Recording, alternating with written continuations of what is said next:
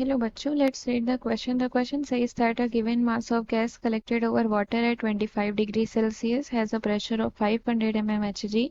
Calculate the pressure if its volume is reduced to half of its original volume. Aqueous tension at 25 degrees Celsius it is equal to 24 mm of Hg. तो यहाँ पर आपको दिया गया है gas का मास जो है वो कलेक्ट हो रहा है वाटर पर 25 डिग्री सेल्सियस पर, जिसका प्रेशर है 500 mmHg। आपको प्रेशर फाइंड आउट करना है अगर वॉल्यूम हमारा ओरिजिनल वॉल्यूम से हाफ रिड्यूस हो जाता है। एक्वस टेंशन दे रखी है 25 डिग्री सेल्सियस पर 24 mm ऑफ Hg। तो इसके लिए हम यहाँ पर सबसे पहले की कॉन्सेप्ट लिखेंगे। So here the key concept is according to Boyle's law. क्या होता है हमारा? अकॉर्डिंग टू बॉयल्स लॉ यानी कि एट कांस्टेंट टेम्परेचर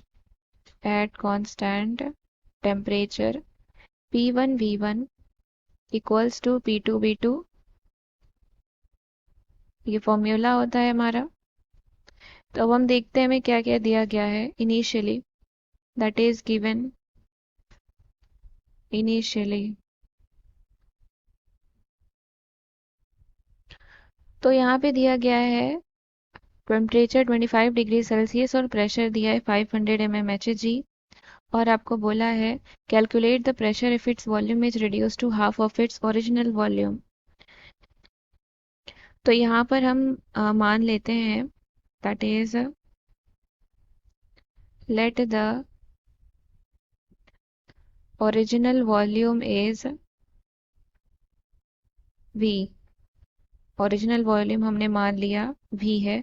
प्रेशर दिया हुआ है that is P1 is equal to आपका 500 mmHg है, 500 mmHg। और यहाँ पर एक्वस टेंशन दिया है 25 डिग्री सेल्सियस पर 24 mm ऑफ Hg। तो ये इसमें से माइनस हो जाएगा, तो यहाँ पर हमारा आ जाएगा 476 mm Hg। और ये जो हमने ओरिजिनल वॉल्यूम माना ये V1 है, तो V1 आपका किसके इक्वल है? V के इक्वल है। देन आपका V2 हो जाएगा आपका ओरिजिनल वॉल्यूम का हाफ दैट इज V/2। आपको यहाँ पर P2 that is pressure find out करना है। सिंस आपका टेम्परेचर कांस्टेंट है 25 डिग्री सेल्सियस ही है, इसीलिए हमने यहाँ पर बॉयल्स लॉ का यूज़ किया है। तो अब हम लगाएंगे P1 V1 equals to P2 V2 होता है हमारा।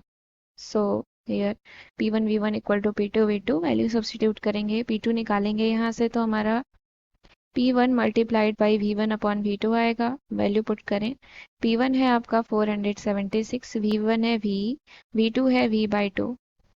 तो V से V कैंसिल हो जाएगा, तो P2 हमारा क्या आ जाएगा? P2 is equal to 2 into 476 mm। So P2 is equal to आ गया 952 mm। तो ये हमारा आ गया प्रेशर।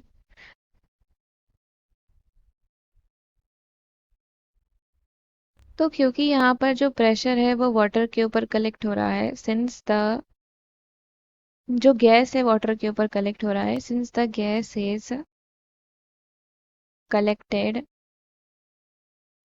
ओवर वाटर, तो वाटर के ऊपर कलेक्ट हो रहा है, तो प्रेशर हमारा क्या हो जाएगा? 952 प्लस 24, ये 24 है यहाँ पे 24, तो प्रेशर आपका हो जाएगा 976 mm ऑफ Hg। तो ये हमारा आ गया pressure, that is 976. So I hope you understood it well. Thank you and best of luck.